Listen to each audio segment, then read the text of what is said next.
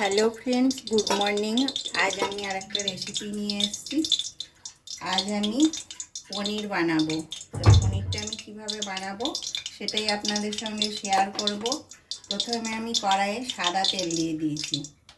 এবারে সাদা তেলটা একটু ভালো করে গরম হয়ে যাক। এখন আমি এর মধ্যে একটুখানি নুন দিয়ে দিলাম। নুনটা দিলে পনির যখন ভাজা হবে তলাতে লাগবে না, আর পনিরটার মধ্যে নুন ঢুকে যাবে। আমার পনিরগুলো ভাজা হয়ে গেছে। পনিরগুলো ভাজার পরে আপনারা গরম জলের মধ্যে দিতে পারেন। আমার তো এটা প্যাকেটের পনির, তো আমার খুব সফট থাকে, আমি আর গরম জলে দেব। 1 চামচ ঘি দিয়ে দেব।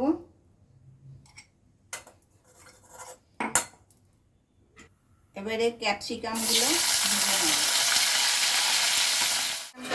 ভেজে নিয়ে ক্যাপসিকামের একটা বেশ সুন্দর সেন্ট আসে, আমি এটাই ভেজে নিয়েছি। ভেজে নিয়ে এবার এগুলোকে উঠিয়ে রাখলাম।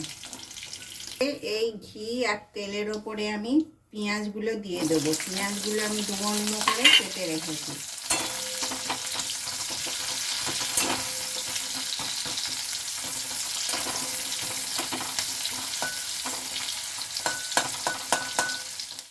এবারে পেঁয়াজ কাটাও আমি এখন তুলে রাখবো। এর ওপর এবারে আমি পেঁয়াজ বাটা দেব।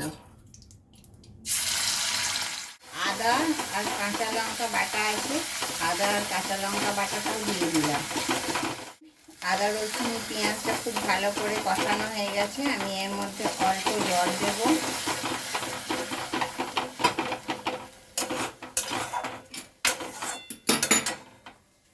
জলটা দেবার পরে এবারে আমি ধনে গুঁড়ো দেব।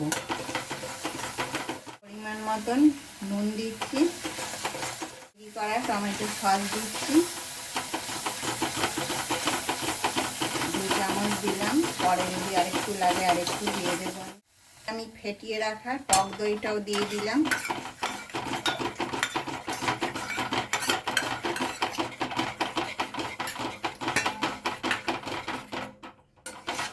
টক দই ফেটিয়ে রেখে যখন দেবেন আঁচটা একেবারে কম করে দেবেন, তা নয়তো দইটা ফেটে যেতে পারে।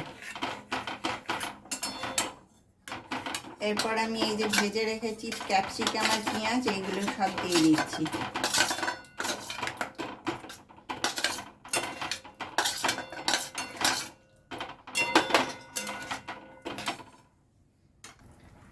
এতে কাজু আর পোস্ত বাটা আছে, এটাও এর মধ্যে দিয়ে দিলাম। কাজু এই 10-12টা মতন বেটেছি আমি, আর পোস্তটা 1 চামচ মতন, ওই 1 চামচের থেকে একটু বেশি। এবারে ঝোলটা ফুটে উঠেছে, এখন আমি পনিরগুলো সব এর মধ্যে দিয়ে দেব।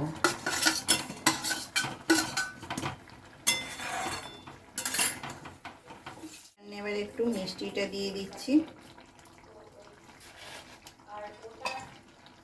তারপরে আবার একটু ভালো করে নেড়ে নেব। আমি কিন্তু এটা ঢাকা দিয়ে নিই, কেননা আমার ওই কাজু বাটাগুলো দেওয়া আছে, গলাটা আটকে যাবে, মাঝে মাঝেই নাড়তে হবে, সেই জন্য আমি ঢাকা দিই।